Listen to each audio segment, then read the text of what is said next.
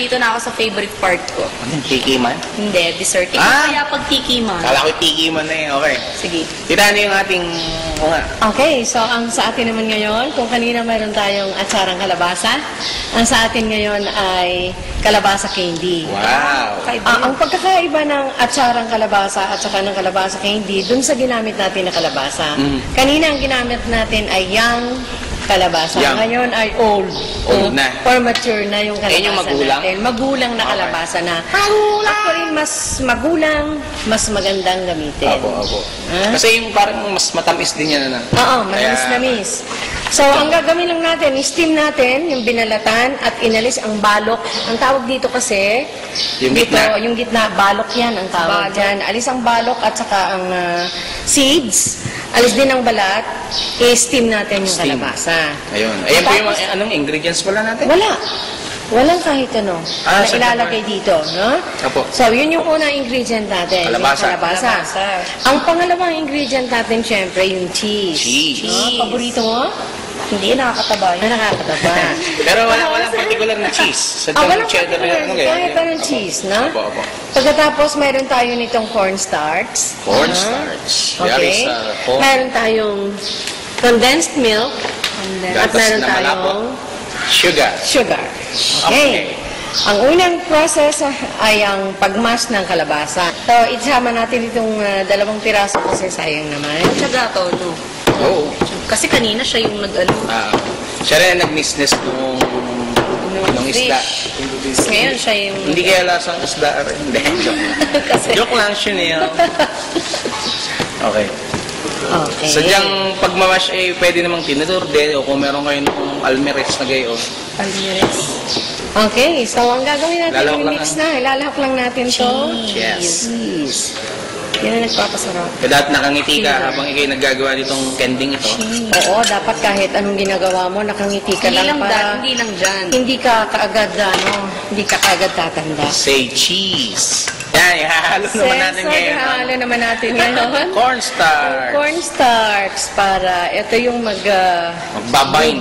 Oo, magbabind sa Binding kanila. factor. Cornstarch ay yari sa corn. And po ay suggested na sadyang hindi nakamayin. O pwede rin. Pwede rin. Para mas ano... Nakakapagod na lang kasi magpahugas-hugas ng kamay. Pero ito iluluto pa natin ito eh. Gawa ng cornstarch. Ay, luluto. Oo. Luto pala.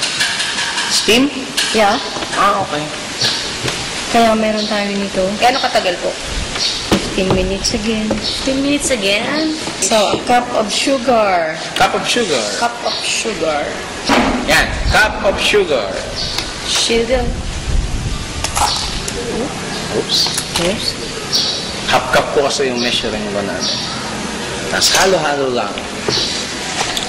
Hindi pala siya yung karaniwang mga yema-yema na hindi na niluluto. Kailangan i-steam mo ito para maluto natin yung cornstarch.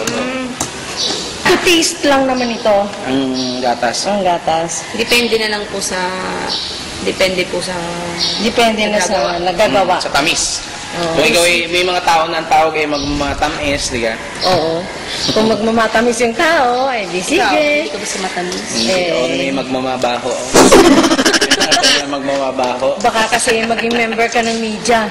Bakit? Media Betes! Kapag ka masyadong matamis. Okay yung joke ni Tita Merling yun. Ilalagay muna natin sa isang container na pwedeng paglutuan. Oo. Parang leche flan, okay. Tapos tsaka natin hihiwa-hiwain. Oo. Ay, Hiwa-hiwain or bibilugin. Bilog. Oo. Pag parang hindi ako mahihiwa. Kasi malambot. hindi, may hiwa siya kasi mababayin naman ito eh. Titigas po yun mamaya. Oo, titigas ito eh. I'm so excited. Okay. Ang gagawin lang natin dito is ilalagay sa ating lathay o doon sa steamer. Steamer. At ating i-steam for 15 minutes. minutes. Okay?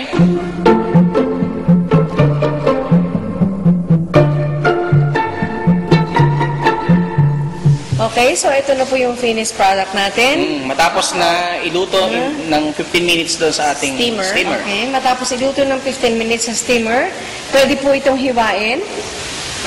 O kaya naman ay gawing balls. Okay. Hindi nga lang po natin magawa ngayon yan kasi medyo mainit pa po yung pa. ating finished product.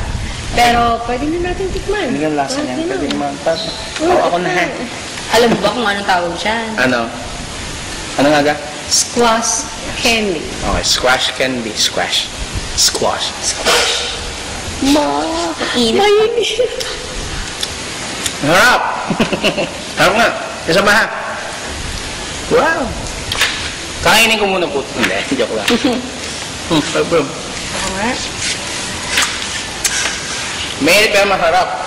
Pero ang mangyayari niyan, tita, pag ang magiging texture niya yung karaniwang pastillas na Yeah. medyo Karaniwang pastillas. Magigat. Oo. Kung ang intention mo ay lagyan siya ng balot para maganda sa serving mo, pag nagayat mo siya o nagawa mong balls, pagulungin mo lang sa petraco sugar Yung o yung confectioner. confectioner sugar. Parang, kasi Yung pag powdered ordinary... Pag ordinary sugar, magtutubig Katulad lang ng siya. ginawa. No? Mababasa lang yung iyong wrapper, sayang. So, ito na siya, ang ating squash candy!